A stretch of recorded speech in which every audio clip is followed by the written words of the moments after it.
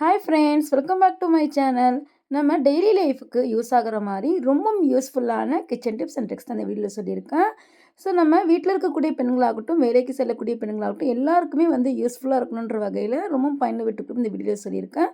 So இந்த வீடியோவை skip பண்ணால் முழுமையாக பாருங்கள். வாங்க வீடியோக்குள்ளே போகலாம்.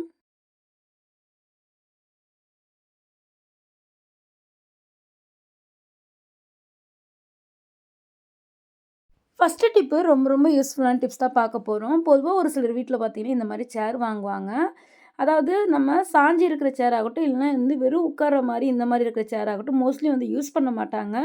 ஒரு சில டைமில் உடஞ்சி போயிருந்தாலும் சரி, மேல் நம்ம உட்கார போர்ஷன் இடத்துல வேஸ்ட்டாக வேணும்னு தூக்கி போடாமல் அழகாக இந்த மாதிரி பழைய நைட்டி இருந்தால் எடுத்துக்கோங்க. கழுத்தி பகுதியில் உள் பக்கமாக திருப்பிட்டு ஒரு ரப்பர் பேண்ட் மேலே முடிச்சு போட்டுருங்க. இப்போ நான் வீடியோவில் காட்டின பார்த்தீங்களா, அந்த மாதிரி நீங்கள் ரப்பர் பேண்ட் போட்டு கட்டிடுங்க. அதுக்கப்புறம் சேரோட பேக் சைடில் இந்த மாதிரி நைட்டியை இந்த மாதிரி போட்டு விட்டுட்டு அப்படியே ஓப்பன் பண்ண, அதாவது பின் சைடு எல்லாமே இந்த மாதிரி எடுத்து எடுத்து விட்டுட்டீங்க அப்படின்னா நம்மளுக்கு இந்த சேருக்கு ஒரு கவர் மாதிரி அழகாக கிடச்சிரும். இது பார்க்கறதுக்கு பார்த்திங்கன்னா ஒரு டஸ்ட்பின் மாதிரியே இருக்கும்.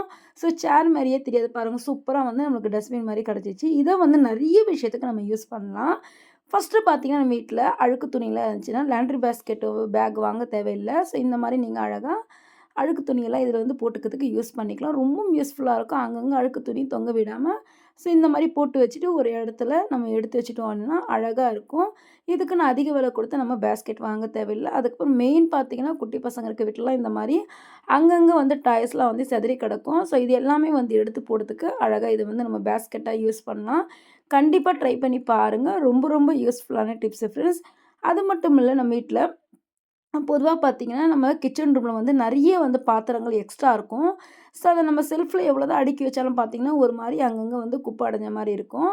ஸோ இதுவுமே அழகாக நம்ம இந்த பேஸ்கெட்டில் பாருங்கள், கீழே இந்த இடத்துல எவ்வளோ இருக்குதுன்னு. ஸோ இந்த மாதிரி பேஸ்கெட் மாதிரி நீங்கள் செஞ்சிட்டிங்க அப்படின்னா அந்த பாத்திரம்லாம், அதாவது நம்ம ஒரு மோஸ்ட்லி ஒரு சிலர்லாம் ரொம்ப யூஸ் பண்ண மாட்டோம். ஸோ அந்த மாதிரி பாத்திரம்லாம் இதுக்குள்ளே இந்த மாதிரி எடுத்து வச்சிட்டிங்க அப்படின்னா அழகாக இருக்கும். நீங்கள் க்ளோஸ் பண்ணுறதா இருந்தால் மேலே கார்பரேட்டை வச்சு க்ளோஸ் பண்ணிக்கலாம். சூப்பராக இருக்கும். பார்க்கும்போதே பார்த்திங்கன்னா, எந்த ஒரு குப்பை இல்லாமல் அழகாக இதுக்குள்ளே நம்ம எடுத்து வச்சுக்கலாம். இதுக்குன்னு நிறைய ஸ்பேஸுமே நமக்கு தேவைப்படாது. ஸோ இந்த மாதிரி சின்ன சின்ன சட்டிகள்லாம் தான் நம்மளுக்கு அந்த ஷெல்ஃபில் வைக்கிறதுக்கு இடமே பத்தாது. மோஸ்ட்லி பார்த்திங்கன்னா, நம்ம யூஸ் பண்ணது இந்த மாதிரி பாத்திரம்லாம் இதுக்குள்ளே நம்ம அழகாக எடுத்து வச்சுக்கலாம். ட்ரை பண்ணி பாருங்கள் ஃப்ரெண்ட்ஸ்.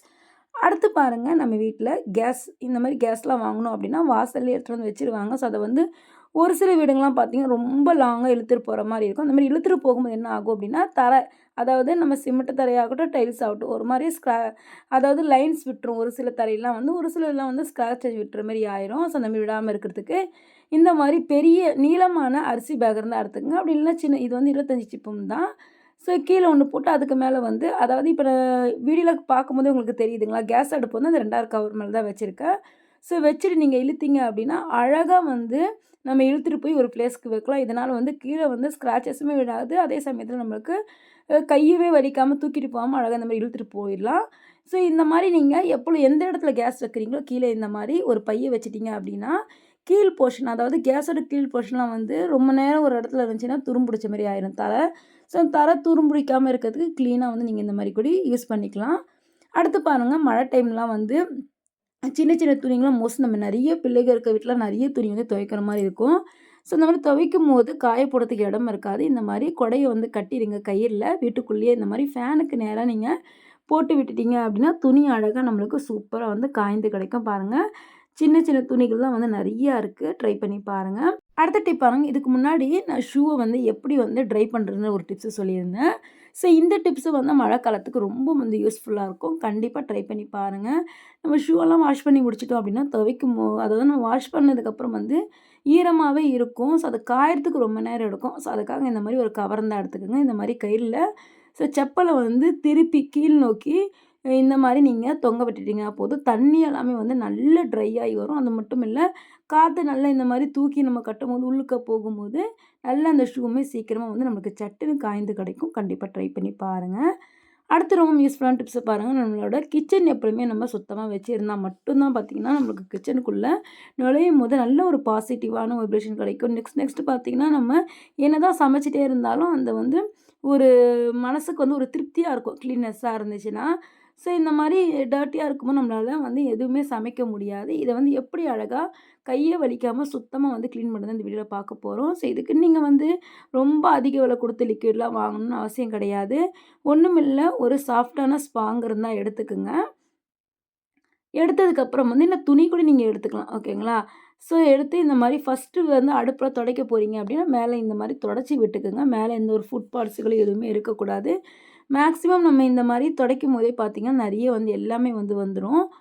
அடுத்து பாருங்க, ஒரு சொல்யூஷன் தான் ஒண்ணு ரெடி பண்ண போறோம். ஸோ அதுக்காக வந்து நம்ம வீட்ல விம் சோப்பு, அதாவது நம்ம பாத்திரம் கழுவுவோம்ல, அந்த சோப்பு இருந்தா எடுத்துங்க. அத வந்து இந்த மாரி தூள் பண்ணி எடுத்துக்கங்க.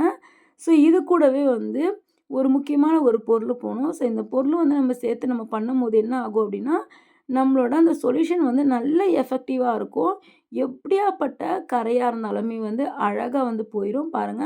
இதில இந்த ஒரே ஒரு ஸ்பூன் மட்டும் நான் எடுத்து போட்டுக்கிறேன். அதுக்கப்புறம் வந்து ஒரு 1/4 டேபிள் ஸ்பூன் கம்மியா வந்து பேக்கிங் சோடா. ஸோ கொஞ்சமா லைட்டா தண்ணி ஊத்தி நல்லா மிக்ஸ் பண்ணிக்கோங்க. ரொம்ப தண்ணியா சேர்த்துறக்கூடாது.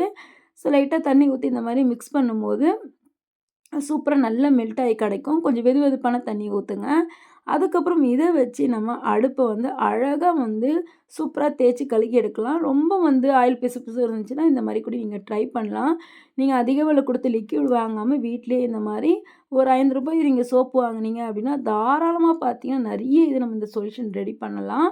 ஸோ இத வந்து நீங்க பாத்திரம் விளக்க கூட நீங்க யூஸ் பண்ணிக்கலாம். பாருங்க மேல வந்து சாஃப்ட்டான ஸ்பாங் வச்சு தான் வந்து நல்லா இந்த மாரி அதாவது துடைக்கும்போதே பார்த்தீங்கன்னா, நல்லா சர்க்கிள் ஷேப்க்கு இந்த மாரி உருட்டி உருட்டி துடைக்கணும். அப்பதான் வந்து நல்லா சூப்பரா வந்து அதில இருக்க கரை எல்லாமே போயிரும். லைட்டா நம்ம தேய்க்கிறதுக்கும், இந்த மாரி ரொட்டேஷன் பண்ணி வந்து தேய்க்கிறதுக்கும் நெறைய டிஃப்ரெண்ட் இருக்கு. ரொட்டேஷன் பண்ணி தேய்க்கும்போது அதில இருக்க கரை படிஞ்சிருக்க கரை எல்லாமே வந்து நல்லா சூப்பரா ரிமூவ் ஆயி நல்லா பளபளன்னு பளிச்சுன்னு ஆயிடும் ஃப்ரெண்ட்ஸ்.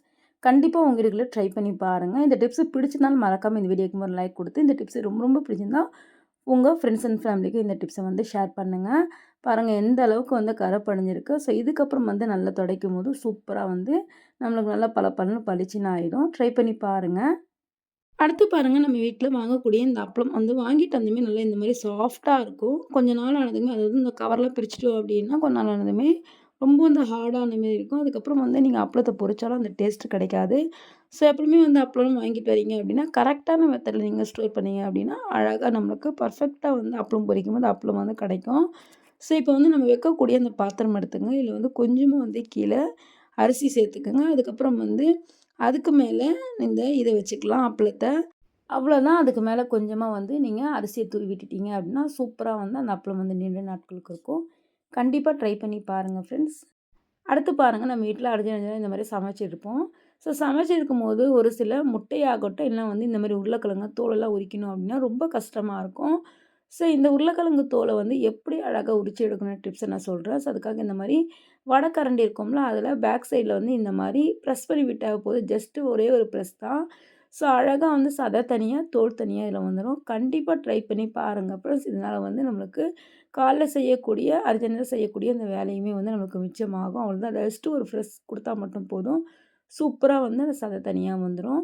கண்டிப்பா ட்ரை பண்ணி பாருங்க. ஓகே ஃப்ரெண்ட் இந்த வீடியோல சொன்ன எல்லா டிப்ஸுமே உங்களுக்கு பிடிச்சிருக்கும்னு நினைக்கிறேன். பிடிச்சிருந்தா மறக்காம இந்த சேனலுக்கு சப்போர்ட் பண்ணி சப்ஸ்கிரைப் பண்ணிக்கோங்க. இந்த வீடியோ ரொம்ப ரொம்ப பிடிச்சிருந்தா உங்க ஃப்ரெண்ட்ஸ் அண்ட் ஃபேமிலிக்கும் ஷேர் பண்ணுங்க. நெக்ஸ்ட் ஒரு இன்ட்ரெஸ்டிங்கான யூஸ்ஃபுல்லான வீடியோல பார்க்கலாம். தேங்க்ஸ் ஃபார் வாட்சிங்.